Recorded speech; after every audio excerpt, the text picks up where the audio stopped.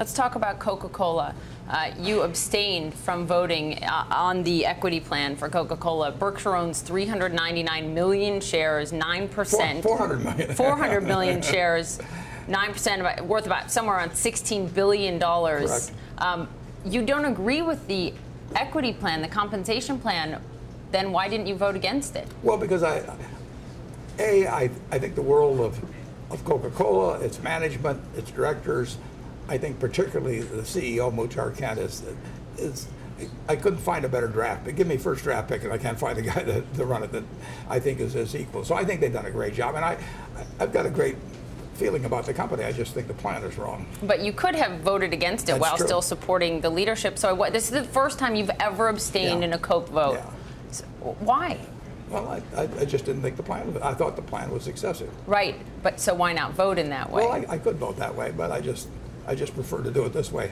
But I also want the message to go out that I think terrifically of the people there, and abstaining carried the message without slapping him in the face.